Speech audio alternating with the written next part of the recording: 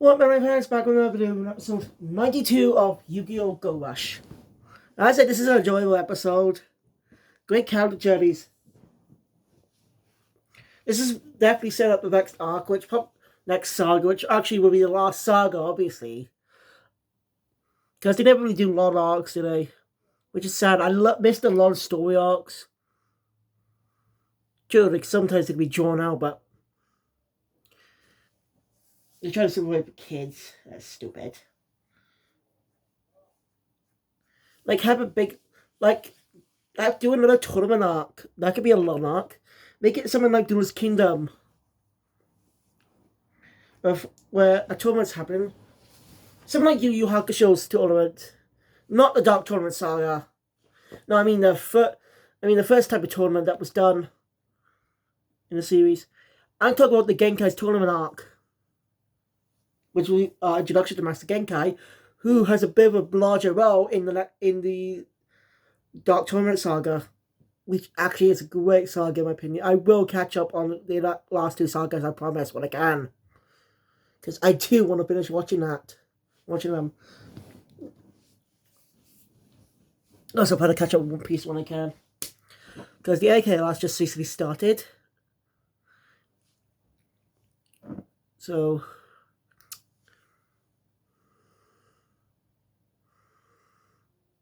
of course, when most comes to me viewing that one arc, it's going to be tricky, as I said. It's pretty long, like over hundreds of episodes. Even One Piece arcs does start to get longer, post time skip. Only the filler arcs are short. Mostly Oda has big stories. That's mostly why he's doing longer story arcs, so he can get. There's a lot of ideas he wants to come up with. I mean, the final arc's definitely going to be the biggest arc ever when that eventually comes in a few years. So, yeah, Oda said earlier, the manga's going to have 5 years left. I think he said this 2 years ago, last year, I can't remember when. But we only have a few years left of the manga. And that means the anime end not too long after.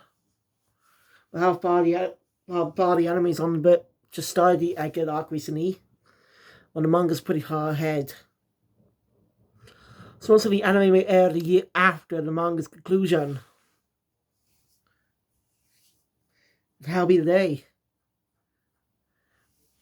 And we still got the upcoming The One Piece, which will be a retelling of the manga from beginning to end by Wet Studio this time. Very unique idea for a project too. But it's going to enjoy 2 versions of the anime. But we don't have a release date for that yet. We're going to be waiting for a while. If it's coming out in 2025, we could get an announcement of this year's Jump Festa. But again, it's probably still just recently gone into production, production for a little bit before it was announced. So it may take a little while for it to come out. But I'm being patient. I love One Piece. You can actually listen to the We Are on the YouTube channel. You can listen to One Piece's iconic opening, We Are, on an interesting YouTube channel I found recently called The First Take, where you can hear singers sing the iconic anime songs. I recommend the channel. They do slightly different versions too, but I recommend you check them out. I also plan to continue watching Duel Monsters in Japanese when I can. If enough time, instead of playing a game, I'll just watch Duel Monsters for the rest of the night. Anyway, let's just get into the episode before I start going on too long. So the episode opens up with a trio. When else we are together, I'm just going to call them a trio, okay? So, by the way, my mum's out celebrating her sister's birthday. January 29th. My mum's birthday is this Thursday.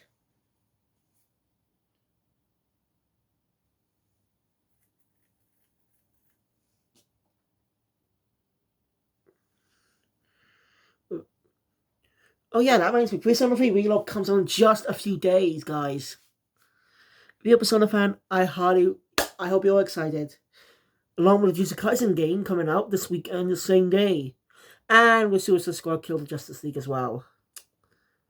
No, it's not really a game channel, but that's been some a lot of controversy, including a recent video by Endymion.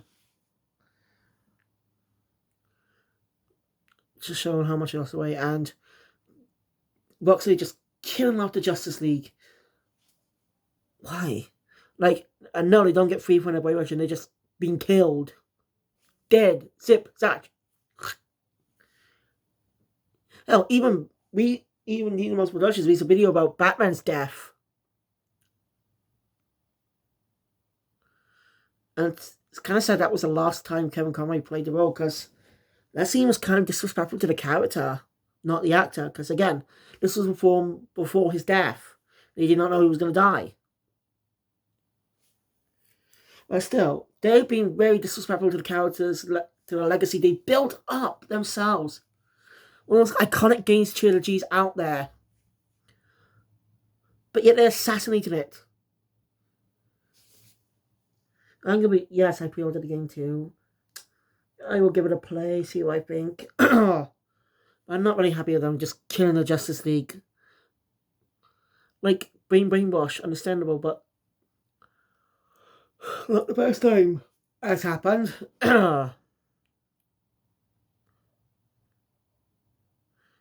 But, you know. But it looks like they're trying to do a multiverse approach as well. About the game, about the story. Yeah, after the main campaign, they're going to be releasing, sometime after the main campaign, they'll be releasing some new story updates that have replay value, which, again, not a bad idea. Just a shame it's on a live service game. The idea of adding new stories to its content that isn't DLC makes the game worth replaying. You know?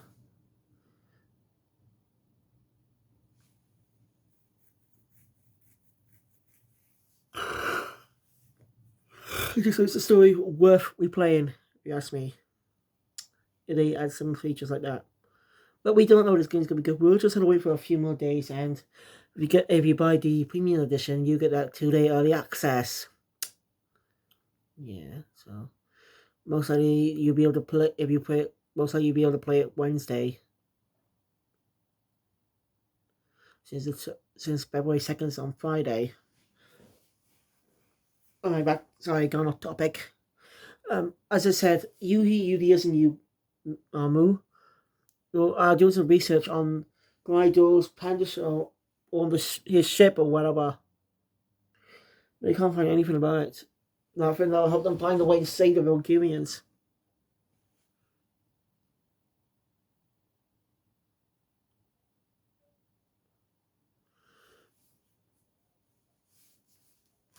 I can't remember which one it was, but one of them suggests that they should go ask Odo Yuga. It was you who asked that. Since Yuga is from the future, he probably would know what happened to all the Valkyrians, but he would not have possibly known, for one, it don't exist in his time. It doesn't really exist. It means so really exists in their time. And what was formerly Goha City, what was formerly Mutsuba Town, is now Goha City.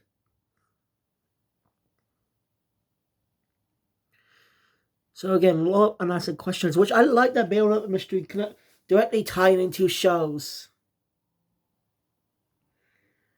Kind of like how still GX was a sequel to Doom Monsters. Even Yugi making a return later down the line. Yugi and Kaiba appearing in some episodes. Kaiba only appeared in 2 episodes of GX. And now I was doing the Society of Light arc. We also that arc also brought back Sugoroku Moto, which is basically Yuga's grandpa. Yugi's now. Yugi's grandpa. Yugi didn't appear until season 4, which was never dubbed, so English speaking audience didn't get to see it. So everything that happens in season 4 will be totally new to me when I get to that.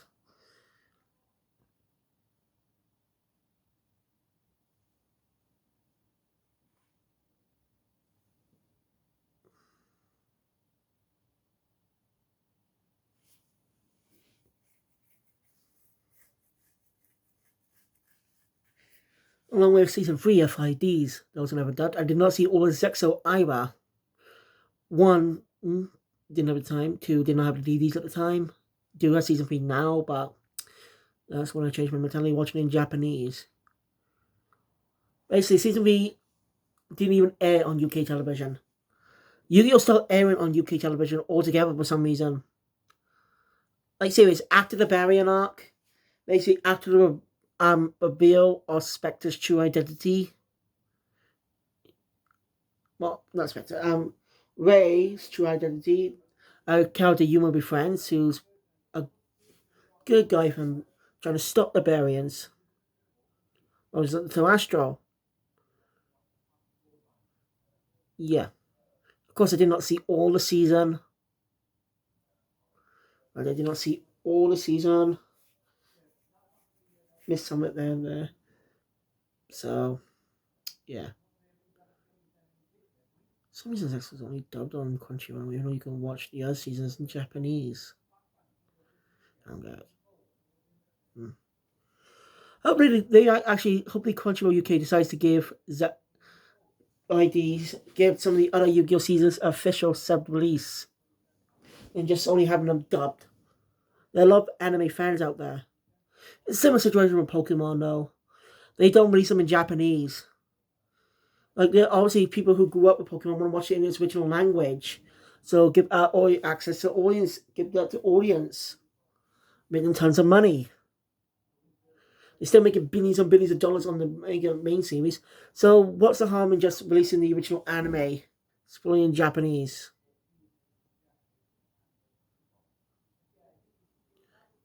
I'm sorry, I'm getting off topic. I'll just uncomplain again. But yeah, they should do that. Anyway,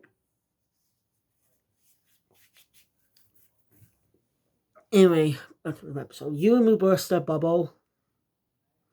We're saying they don't, but Yuga's gone missing again. Typical.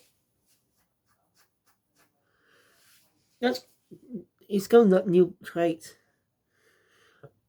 I think mostly he's trying to distance himself from a specific event in the story due to time travel and stuff. Well, he did interact with him, but it didn't create a paradox. But still, he's most likely being cautious and not sticking around. I'd love for him to stick around though as a main character.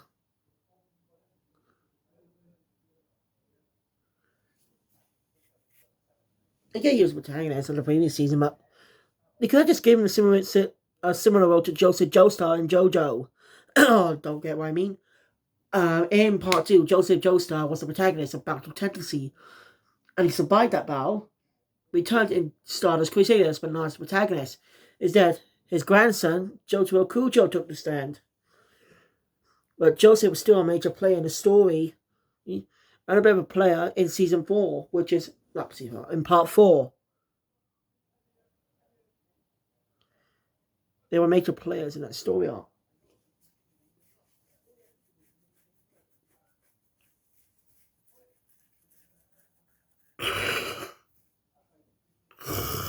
So, yeah, story arc. So they could have just given Yuga that situation, you know. Don't have to age him up. They don't technically aged him up. And changing clothes to him as he's older. So that's so nice in not being the protagonist anymore. Still wish they changed Judy's design a bit for a time skip. Good opportunity to see how much he's changed in the past year. In the past year or two. I can't remember how many years it's been. 2 years, I think. I'm just saying that I just kind of wish the whole thing were 2 whole years. Yes, I'm still complaining about the time skip. Don't at me. Yugi and Yumo did pretty good design changes. But everyone else just looks the same. No change at all, which is disappointing.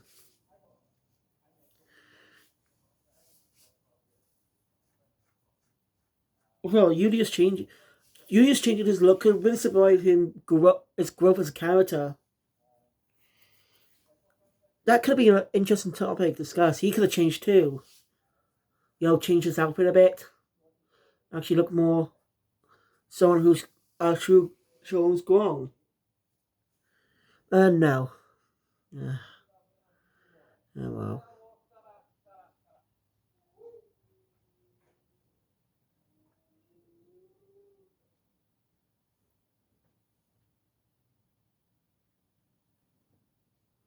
The fuck was that? Sorry. Oh, let's get back on topic. Where was I? Anyway, Manya shows up. And she has an idea to help them out. But Brent's in trouble, so yeah, of course she'll help them out. Of course, thanks to Kiroshima's translation. He's quite a stoic Aslan. London's quite a stoic as well, but it's slight difference in their personalities too.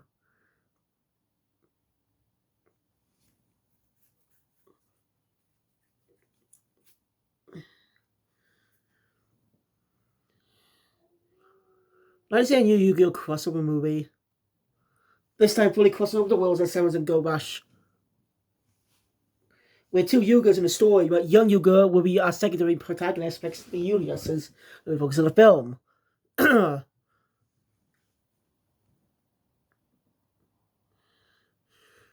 Problem is with Yu-Gi-Oh! Movies that they can only film one duel. Except for Dark Side of Dimensions, which actually fit in more than one. It fit in more than one duel. Like the first duel early in the film. I see Kaiba versus the Shah.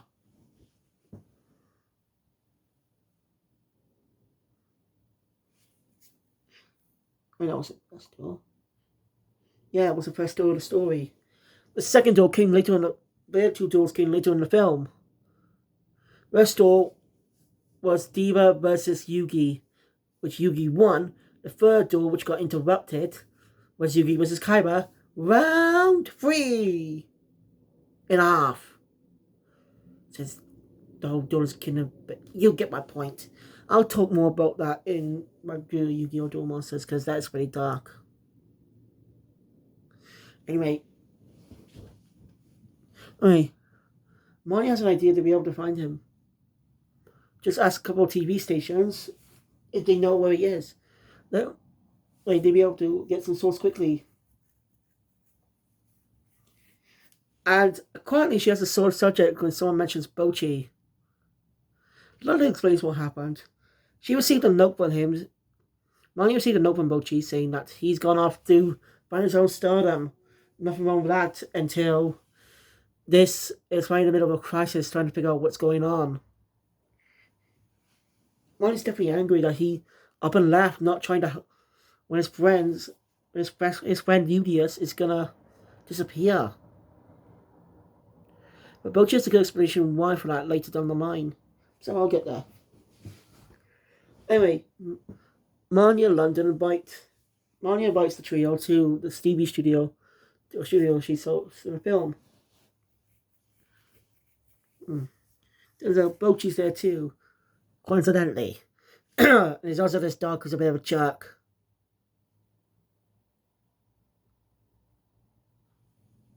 Bochi wants to be his own star career.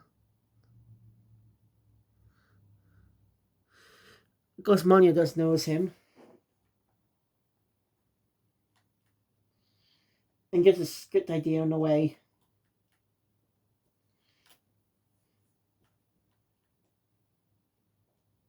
What's his plan?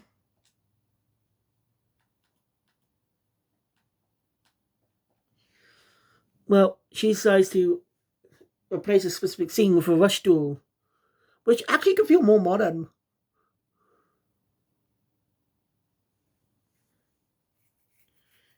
May rest, Kazooie Takahashi rest in peace.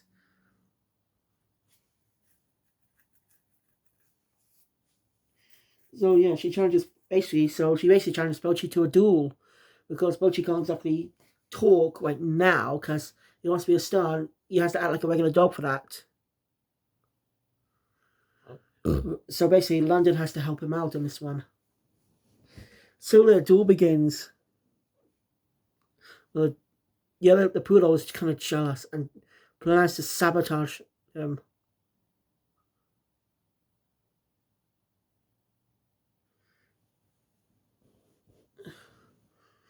They speak to each other with their souls. Which I think this is a very good episode showing the bond between these two. You guys have Manya being mad. She probably wouldn't normally be mad if he'd done this before the whole incident. Before the whole finding out about the Bulgarians disappearing.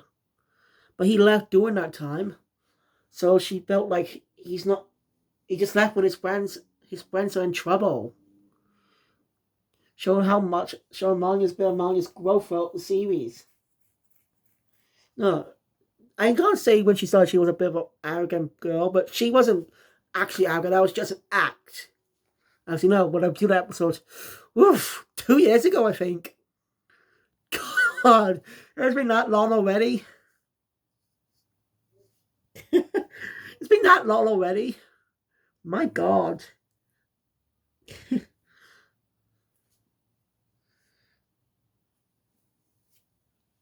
After all, for the entirety of the saga, London was pretty mysterious. But this mission, the Ruby and Bandits are continuing the Great Killer Terror arc.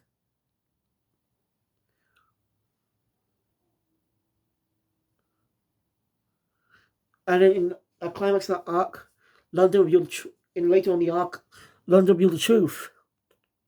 Well, why he did what he did. He was never a bad guy in the first place. It was showing interesting developments. Well, it's kind of ridiculous that people got turned to ice to do the Great Kid Terror's manga being boring. It just does lose the stakes. Return of the Cards definitely raised the stakes of Rush Dueling in the earlier season, in the last arc. Well, not the last arc. And those darkness cards were pretty cool. I'll just randomly appear in your deck and take control of you. It's a lot of duels to be tense when that happens, not knowing if you'll appear or not. So, yeah, it looks like Yu-Gi-Oh! Go Rush is actually starting to go a little step up a little more in the storytelling. Try to be more kid-friendly, but still take the original, what made Duel Monsters, why duels was so cool. Even just playing with cards, just into the life of Dave games. Boy, some of the start out pretty similar. Just a boy who wanted to play games and just get the power to punish those who are evil and cheat. Bombay, I mean, a life of just playing a card game that's life or death. A possible way a Yu-Gi-Oh! Reboot could work is if they want to incorporate the stuff of the first 3 arcs of the original manga. The original volume 1 before the card game became popular. Is for them to actually replace all the regular games with a duel. I mean, Dragon was creating original content, so why not?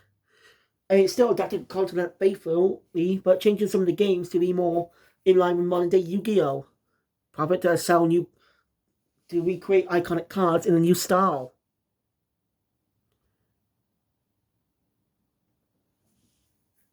I'm just saying, because that could actually work. True, it could piss off a lot of manga viewers, but how would I?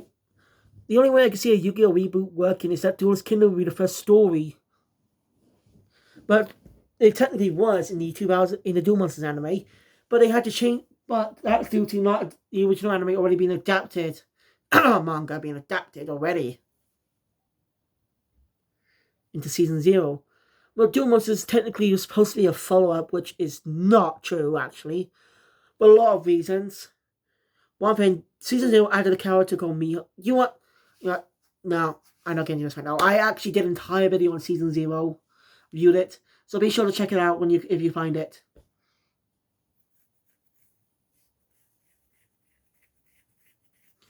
Anyway, the reason Bocchi left Manya is because he wanted to. The video games has been really made him realize something. That not life, like life, that their lives aren't prolonged. They're all gonna die.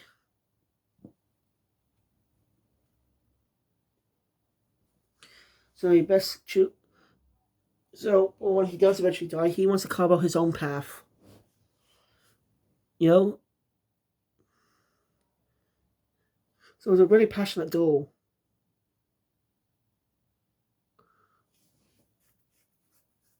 So yeah, basically now, the duel's climax comes to a head. When Manya declared one attack. So yeah, now time for the climax. Manya declares an attack. Bocchi as a face down card. Before you can activate it, and the cow that worships the poodle fall off the soul, fall off in a scaffolding with it. Huh? And then he fell on Manya, but Bocchi throws that away and jumps and saves Manya in the true form.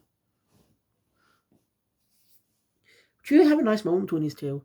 As Bocchi decides to forfeit the duel, then decide not to activate the trap. He had that would have totally gave Bocchi advantage by increasing this monster's attack by more, so it'll be higher than Manya's monsters. That means Manya would have taken damage and lost. Most likely because know this is going to be the final saga. They really stepping up the characters' journeys and stuff. They're really stepping up some character journeys here. Which I prefer, prefer this. They're stepping up some character journeys.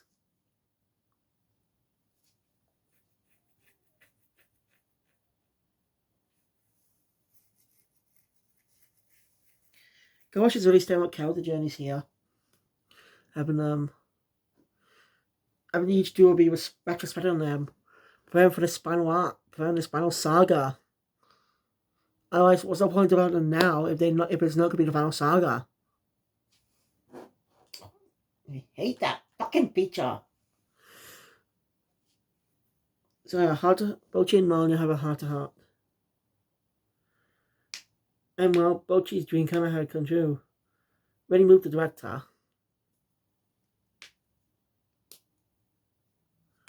Now that dream of acting can become true. It's a really great moment with the character. Yugi actually forgot. I asked him where Odo Yuga is. Well, the talking bird, there was a talking bird, a black one, says he knows where he is. He always slipping the udon from the vending machine nearby. Always. So they could possibly find him, but that's where the episode ends. It's going to be, don't see to find him next time.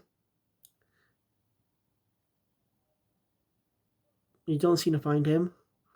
Instead, see the Great King of Terror duel, formerly the Providence. We had a brilliant story in the last arc, in my opinion. You know, he got everything he wanted, but he knew his reality was fake from the beginning. And that was a bit of an inner turmoil. His little Yugi was pretty fun. Showing his growth.